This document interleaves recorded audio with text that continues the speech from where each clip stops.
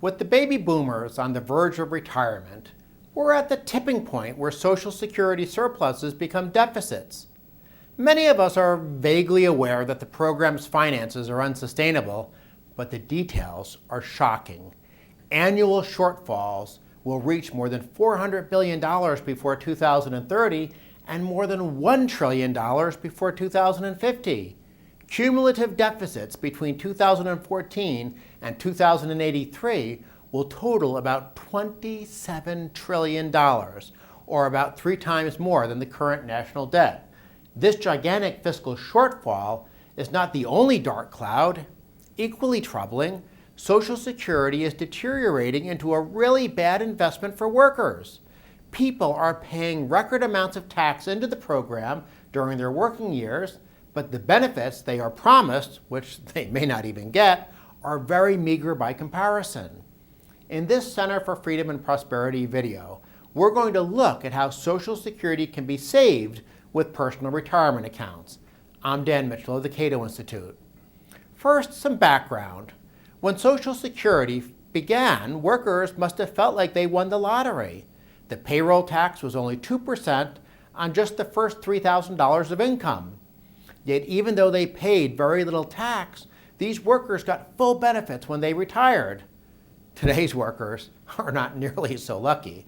First, the tax burden has grown dramatically. Instead of paying a tax rate of 2%, the Social Security payroll taxes climbed to 12.4%.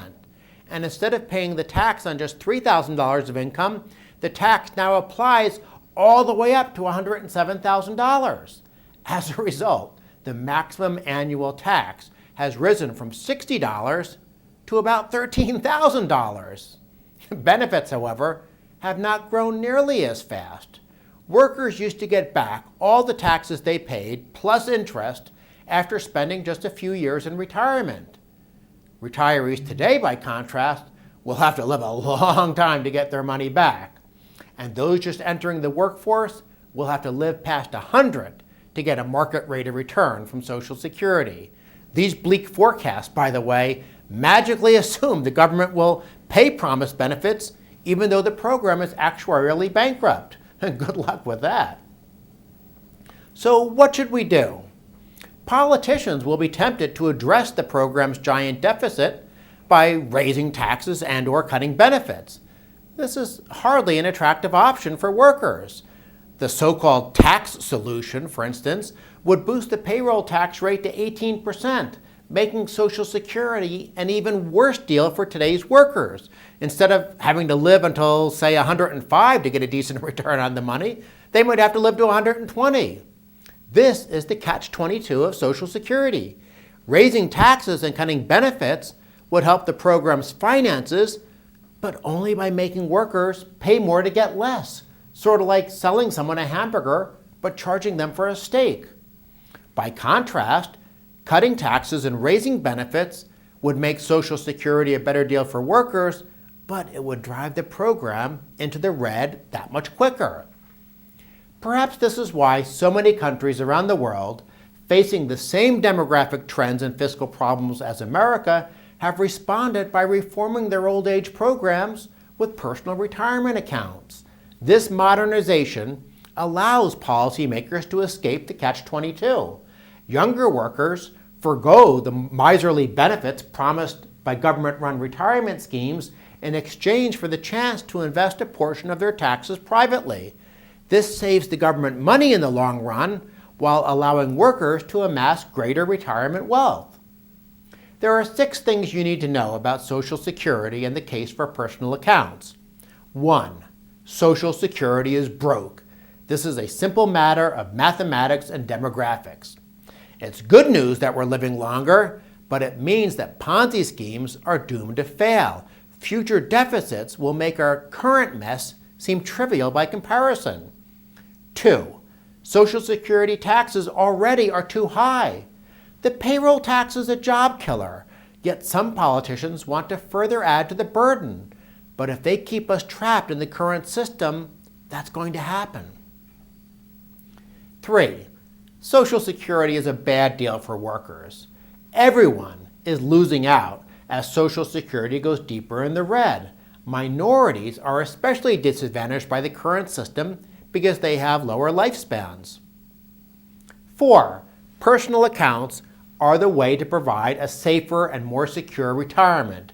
Mandatory saving is much more dependable than having to rely on the empty promises of politicians. 5. Personal accounts would boost economic performance. This slide shows some of the reasons we'll get faster growth, which of course is exactly what you would expect if you replace a tax and transfer entitlement scheme with private savings and wealth accumulation. 6. Privatization is sweeping the globe. The slide on the screen shows nations with personal accounts.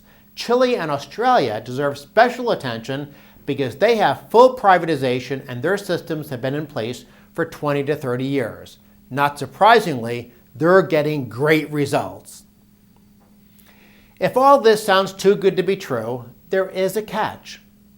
Social Security is a pay-as-you-go system, which means that taxes from today's workers are used to pay benefits to today's retirees. So if we allow younger workers to shift their payroll taxes to personal accounts, what do we use to pay benefits?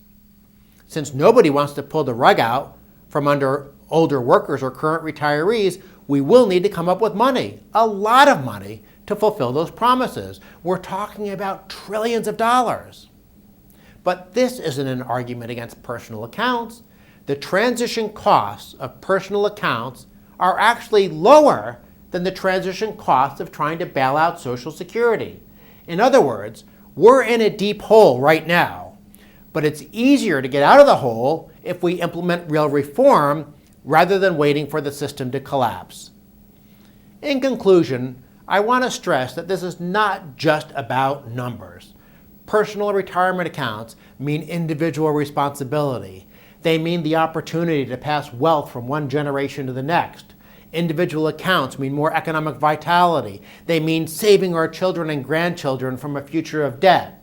And they mean we can be free of depending on the crooks and buffoons in Washington for our retirement. If you think that's a good idea, share this video widely.